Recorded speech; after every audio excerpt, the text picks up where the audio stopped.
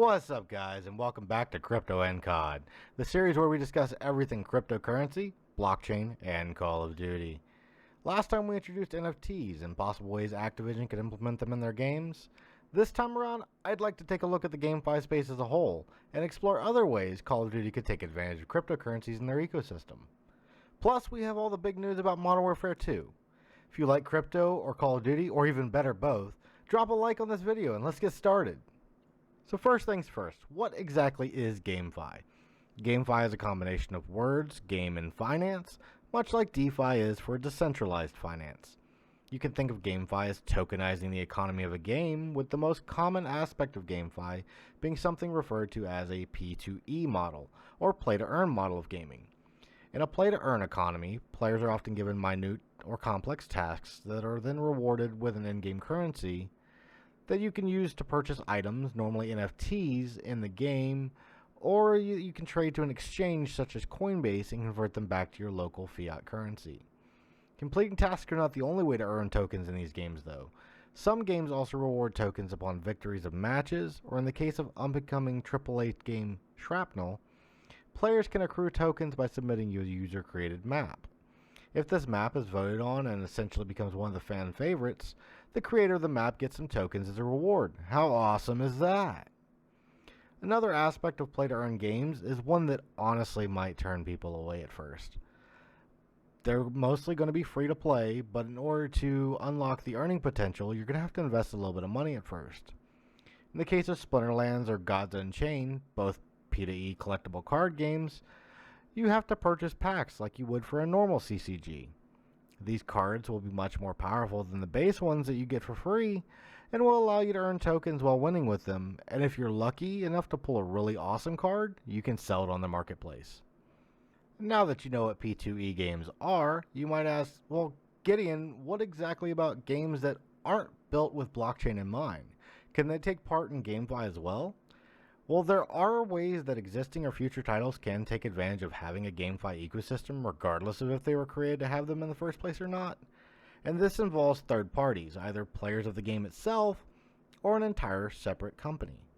Let's take a game that many people have played and still play to this day, No Man's Sky. There is a user token created on a testnet for the Ethereum blockchain that's sole purpose is to be exchanged between new players and those who have beaten the game. After you beat the game, you are left with a ton of extra resources, but nothing really to do with them. So a group of players create a space that they refer to as the hub, in which this testnet token that has no real world value and can't be traded on exchange can be used between players to help pay for goods and services in the game. I.e., somebody who isn't that far along in the game can give these tokens to someone who has way too many resources in exchange for them to build them something cool, like perhaps a building or a ship.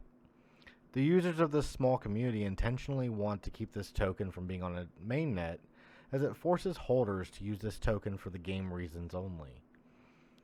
Another way that games can be used on the blockchain without having to be developed for them in the first place is something that a lot of competitive players already do. Many competitive gamers regularly compete in tournaments on Game Battle or Checkmate Gaming.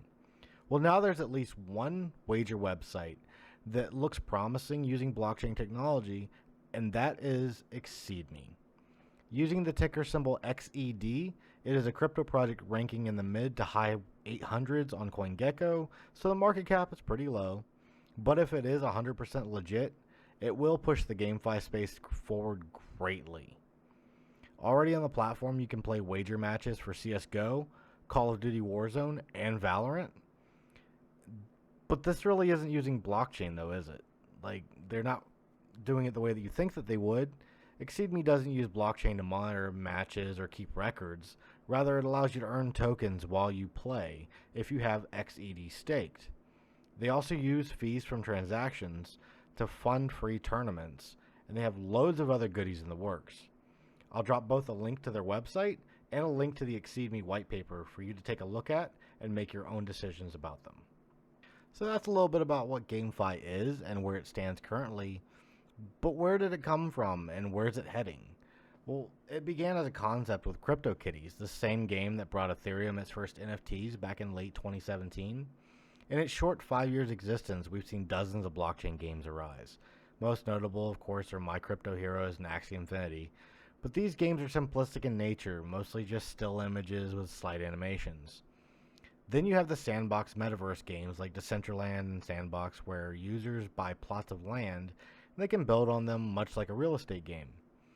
The future of these games, though, look a lot brighter as actual game developers are beginning to blur the bridges between more modern games and the blockchain world, using faster and cheaper chains like Avalanche and Layer 2s like Matic. Some names to look forward to in the future are the aforementioned Shrapnel, a shooter much like Escape from Tarkov, Star Atlas, an open-world space exploration game that will even bring VR to the blockchain. Hell, even Gala partnered with AMC to begin development on a Walking Dead blockchain game. You know, just your basic top-down survival game, at least that's what it looks like to me. So go ahead and do yourself a favor and take some time and look up upcoming blockchain games, and you're going to be surprised to see the number of games in the works that look super promising. Even Ubisoft is reported to be working on a blockchain RPG of some sort. And speaking of well-established publishers like Ubisoft, let's move right into covering the latest news on MW2. I'm sure you've all seen the beta release dates, but just in case you haven't, I'll provide them here.